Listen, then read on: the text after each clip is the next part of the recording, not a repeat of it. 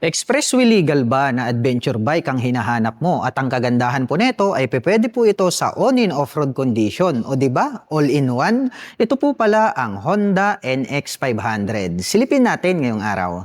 Tara!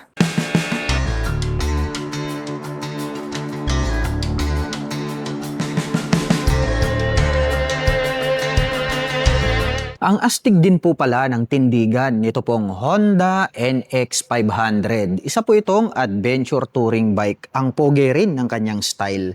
Ito pong kanyang main headlight ay nahahati po ito sa dalawa at naka full LED na po ito pong kanyang high beam at low beam at mayroon po siyang daytime running light dito po sa bandang ibaba. At clear color naman po ito pong kanyang naka-fix na windscreen. At nadirito naman po sa bandang itaas, located dito pong kanyang mga LED na turn signals. At ito pong kanyang front suspension ay glossy black color po ito. At ito po pala ay gumagamit ng 41mm USD ports. Showa brand po iyan. At ito po ay equipped with dual rotor disc brake na flower design with 4-pot caliper na Nissin brand. At ito po ay equipped na rin ng dual channel ABS. Black color po ito pong kanyang cast wheel at ang sukat po ng kanyang gulong rito po sa harapan. Ito po ay mayroong sukat na 110 by 80-19 at ito po ay naka-tubeless na. Naka fully digital meter panel display po ito at gumagamit po ito ng mechanical key para po rito sa kanyang ignition. Equipped na rin po ito ng HISS, also known as Honda Ignition Security System. Naka-naked handlebar po ito na black color at pagdating naman po sa kanyang mga button selectors, ito po ay gumagamit ng passing light, high beam and low beam. Mayroon po siya ritong traction control button, horn, at nandirito po yung kanyang turn signal selector. Meron din po siya ritong additional navigation button para naman po rito sa kanyang meter panel display. Habang dito naman po sa kabila, meron po itong engine kill switch, hazard button, at electric starter.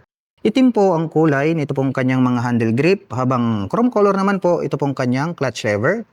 At chrome color din po ito pong kanyang front brake lever. At ang kagandahan po nito, ito po ay adjustable.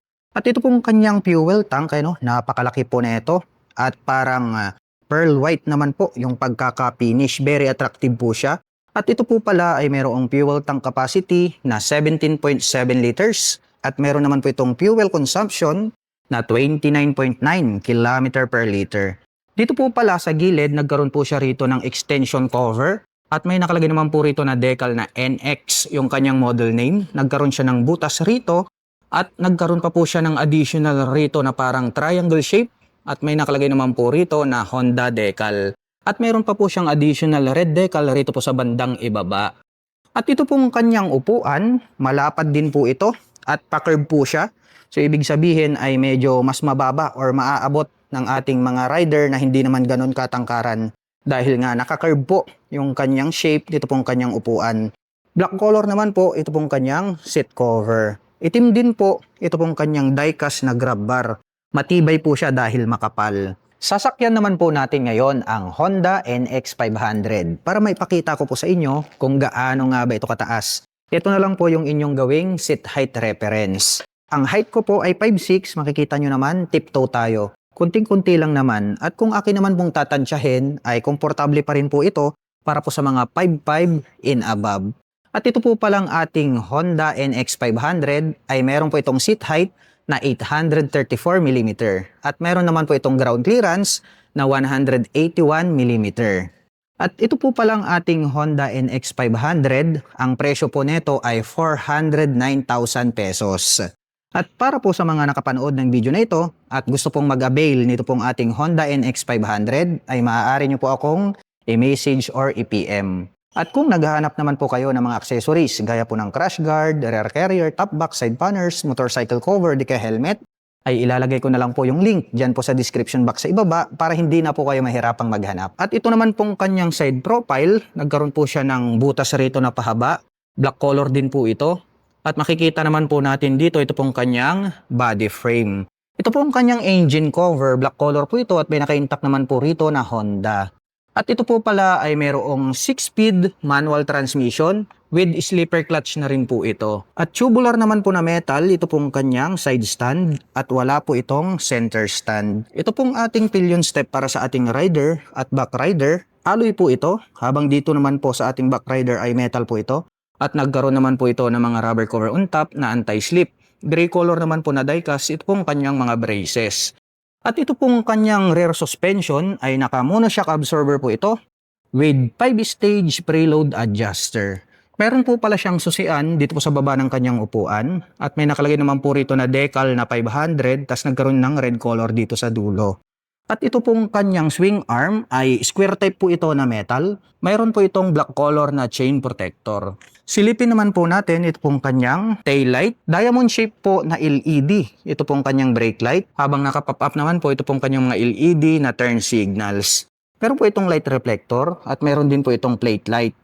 At nandirito naman po ito pong kanyang plate holder. At pagdating naman po sa kanyang rear braking system, ito po ay gumagamit ng single rotor disc brake na flower design with single pot caliper na Nissin brand, black color po yan. Equipped na po ito ng anti-lock braking system dito sa likuran hanggang doon sa harapan. So naka dual channel ABS po ito at meron na din po itong traction control system. Itim po ang kulay nito pong kanyang cast wheel. At ang sukat po ng kanyang gulong rito po sa likuran, ito po ay mayroong sukat na 160 by 60-17. Naka-tubeless na po ito at naka-dual purpose pattern tires ito pong kanyang gulong. Ito pong kanyang pipe ay black color po ito at nagkaroon po siya rito ng head protection guard na gray color. Gray color din po ito pong kanyang tip at mayroon po itong dual exhaust. At pag-usapan po natin ang kanyang engine specifications. Ito po ay mayroong 471 cubic centimeter engine displacement. Naka-parallel twin, dual overhead cam, 4-stroke with 8 valve. At ito po ay nakakapag-provide ng maximum power na 37.1 kW at 8,500 RPM. Habang nakakapagbigay naman po ito ng maximum torque na 44.7 Nm at 6,600 RPM. At ang presyo po ng Honda NX500 ay nagkakahalaga po ito ng 409,000 pesos. At kung gusto mo pong kumuha ng hulugan ay kailangan mo pong mag-down payment ng 122,700 pesos. At mayroon po itong monthly installment na 15,826 pesos sa loob ng 3 taon.